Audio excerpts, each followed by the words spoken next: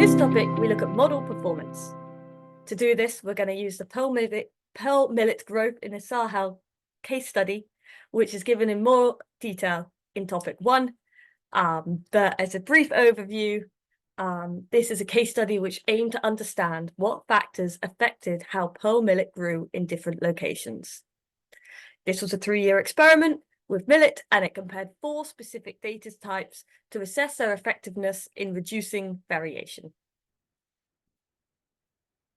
So these 4 different variables were investigated, these 4 treatments, giving 48 combinations of treatments, and this is covered back in topic 3, I think, on managing comparisons. While still a relatively large experiment, resources are scarce, and hence data was limited. This limited data means that it's important to design carefully, because we don't want to, we only have so much of a kind of margin of error. And I know that 3 years sounds like a long time, but if you think about it, that's kind of 3 seasons, because it's hard to restart a season. Well, you can't restart a season if it goes wrong during, because you don't have control over the weather and seasonal differences. Because of this limited data, hypothesis testing was used to validate that the differences found were not random. And this is the kind of key point of this section, is about using hypothesis testing and what it actually means. So researchers found several treatments and interactions of treatments affected the outcome variable. And these kind of findings, which they initially detected or found through tools like ANOVA and graphics and kind of summary statistics, but they were able to validate these sort of findings with the help of hypothesis testing. An example comes from an extract from the paper, which is where they say, and just as a side note, the 4 treatments are score residuals, genotype, crop residues, and broadcast.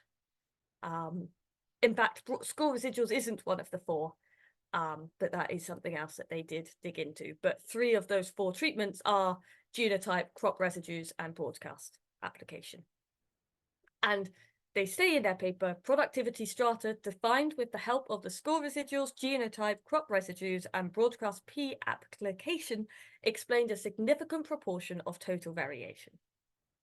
There were significant interactions of genotype by year, which may also reflect the change in genotypes, and of genotype by crop residue for both straw and grain yield.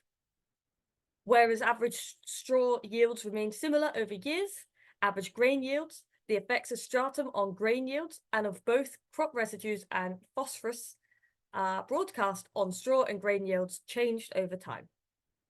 So while you don't need to worry too much about the specifics of what's being said here, the kind of general idea is that hypothesis testing was used and they found these significant interactions and these significant effects for it. And they refer to table 1 in that text. So here's a copy of table 1 from the paper. That paper is also available in back in topic 1 under the case studies. But here we can see that about these significant effects. We've got our p-values for our straw yields and for our grain yields, and we can see, as they were saying, genotype is significant, crop residue is significant, so our phosphorus is significant. This 4th factor, which changed between the years, and this was our final treatment, this is significant at the 5% level, depending on what they wish to look at for straw, but doesn't seem to be significant for grain, which is interesting, and so forth. So we can kind of look through here and we can see, okay, what's sort of going on here, what's significant and what isn't. And the kind of important thing here is, what does this significance mean? So these significant p-values indicate that there is enough data to draw reliably that the observed differences are not merely due to chance, And instead, these variables account for a significant proportion of total variation. And this is kind of sometimes where things get a little bit misunderstood, but all a hypothesis test is telling you is that you have enough data to have confidence that your observed differences are not due to chance, but actually that these variables do account for a proportion of your total variation, that these variables do account for those changes that you see in your outcome. So in conclusion, this experiment involved 48 treatment combinations and was carefully designed, and this is due to those limited resources. This hypothesis testing was also used because of these limited resources, meaning limited data. So hypothesis testing was employed to validate the significance of the findings. These significant p-values confirm that the observed differences in the score residuals, genotype, crop residuals, and broadcast application are not random, but contribute significantly to the variation in yield. Thank you.